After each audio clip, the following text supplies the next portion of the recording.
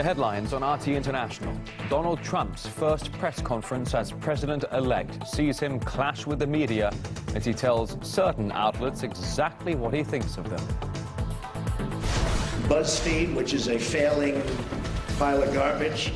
Can you give us a question? Don't be... Can you give us a question? I'm not going to give you a question. Can you stay categorically... You are fake news. An activist who filmed the killing of a wounded Palestinian by an IDF soldier claims that he's receiving death threats across social media. And Poland's foreign minister is mocked after mistakenly announcing he established contact with San Escobar, a non-existent Latin American country.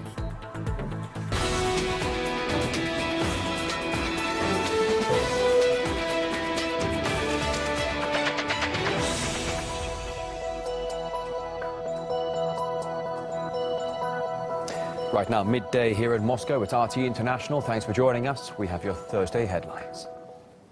Donald Trump has given his first news conference as U.S. president-elect. This at his residence in New York. It focused heavily on America's relationship with Russia and what moves to expect from the incoming Trump administration. Let's have a listen to some of what the president-elect had to say. If Putin likes Donald Trump, I consider that an asset, not a liability. Because we have a horrible relationship with Russia. Russia can help us fight ISIS, which, by the way, is #1 tricky. I don't know that I'm going to get along with Vladimir Putin. I hope I do, but there's a good chance I won't.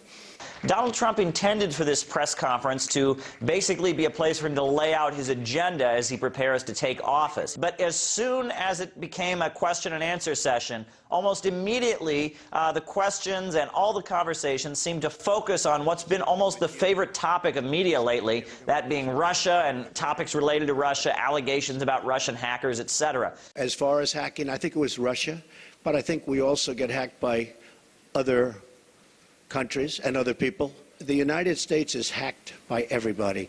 That includes Russia and China and everybody. So if you listen to that clip, Donald Trump is saying the United States is hacked by everybody. That includes Russia, China, other entities, not even states, private actors. He's essentially just acknowledging the fact that cyber warfare is a reality that countries face in the modern world. That didn't stop CNN from immediately running a headline that Donald Trump had, quote, admitted that Russia was responsible for the hacking of the Democratic National Committee. Later on in the press conference, it became very clear that Donald Trump was quite unhappy with CNN. Since you're attacking us, can you give us a question? Go ahead. No, Mr. President-elect. Go ahead. Mr. President-elect, since you are attacking our news organization, can you give us a chance? Your organization. You are attacking our news organization. Can you give us a chance to ask a question, sir? Go ahead. Sir, can you state, Quiet. Mr. President-elect, Go ahead. can you state categorically, Mr. President-elect, can you give us a question? You're attacking us. Can you give us a question? Don't be rude. Can you give us a question? I'm not going to give you a question. Can you state categorically? You are fake news. Now, the relationship between Donald Trump and CNN, it's never going to be the same now that he, from the podium, 9 days away from taking office, has accused them of being fake news. Trump's latest accusation of CNN peddling fake news comes after it published an article about Russia supposedly having compromising information on the president-elect. A similar article and a dossier of memos also released by the online publication BuzzFeed. However, while both news outlets admit the story relies on unverified sources, they still chose to release the information anyway. I think it's a disgrace that information that was false and fake and never happened got released to the public. As far as BuzzFeed, which is a failing pile of garbage, writing it, I think they're going to suffer the consequences. They already are. If you scroll down the Pulitzer Prize website section for acclaimed investigative journalism, you'll find the 2009 award to David Barstow of the New York Times for his tenacious reporting that revealed how some retired generals working as radio and television analysts had been co-opted by the Pentagon to make its case for the war in Iraq.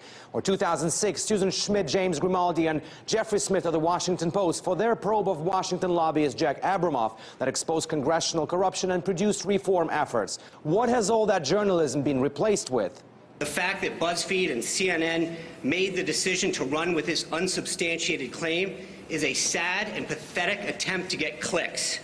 For all the talk lately about fake news, This political witch hunt by some in the media is based on some of the most flimsy reporting, and it's frankly shameful and disgraceful. We find it beneath our professional dignity to focus on this report in question, but let's see how it was presented. This is just one screenshot from just one news organization. 3 words here: considered, unsubstantiated, may have. Here's how Merriam-Webster Dictionary sees those. Considered, matured by extended deliberative thought. Unsubstantiated, lacking substance, firmness, or strength.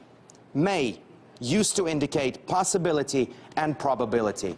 If none of those indicate even the slightest proximity to a fact, why would any self-respecting outlet publish it? The bizarre reality is that some of the journalists working for those organizations are hurting, like New York Times political correspondent Jeremy Peters, who tweeted for a news org to say effectively, "We don't know if this is true, but we are going to publish it anyway," is a truly extraordinary thing. As for the original culprits, they are defending this kind of reporting and even go after their colleagues at BuzzFeed, saying Trump's team is using the blog's reporting to deflect from their own. Speaking of BuzzFeed, their editor last night also justified the decision to publish that dossier, saying while he acknowledged there are reasons to doubt the content, its publication reflects how he saw the job of journalists in 2017. Journalism as a craft definitely includes asking uncomfortable questions to those in power, smearing them with something totally devoid of any fact or substance, and then say, "You're attacking us," does not.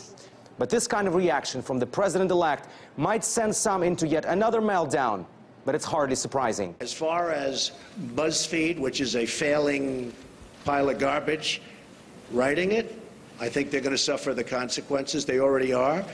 And as far as CNN going out of their way to build it up, Mr. President-elect. Go ahead. President-elect, go ahead. Since you are attacking our news organization, not you. Can you give us a chance? Your organization is terrible. Alexei Rashevsky, RT, reporting from Washington, D.C. Well, CNN has issued a statement saying it carefully sourced its report on Donald Trump, unlike that of the BuzzFeed article. Well, CNN cited multiple U.S. officials with direct knowledge of the intelligence briefing that Trump recently received. However, the U.S. Director of National Intelligence has released a statement saying that the document published by BuzzFeed, which they and CNN claim was shown to Trump at the briefing, is not a U.S. intelligence community product and that they have not made any judgments on it. RT America host Ed Schultz told us that publishing unverified stories is simply ruining the credibility of various outlets. I think that this is a low time for journalism in America, that this is going to hurt the entire industry. It's unfortunate that CNN is letting it play out like the old movie The Godfather. There's a lot of buffers here. Nobody wants to say who did what, when, and how, but there's just a lot of buffers, and there's a few names on there. Keep in mind that all of these intelligence people work for Barack Obama. Keep in mind that this reeks of Clinton politics. This is the kind of stuff that they do. They get behind the scenes, they get operatives working, they pay them off, they get an MI6 guy involved, then they get this person involved and that person involved. The next thing you know, it's in the mainstream media. And oh, by the way, Donald Trump is put in a position today where he has to come out and label CNN fake news. CNN took the bite, and now they're taking the dive. Their credibility right now goes right in the toilet for what has happened to them over the last 48 hours. Jake Tapper actually went on the air last night with other anchors and reporters and said, "We've been working on this." This is outrageous. They've taken a couple of phone calls from people who are trying to get Donald Trump. They've tried to turn it into a story. It's unsourced. And as I said, there's times in this business of yesteryear when people acted like this, they got fired.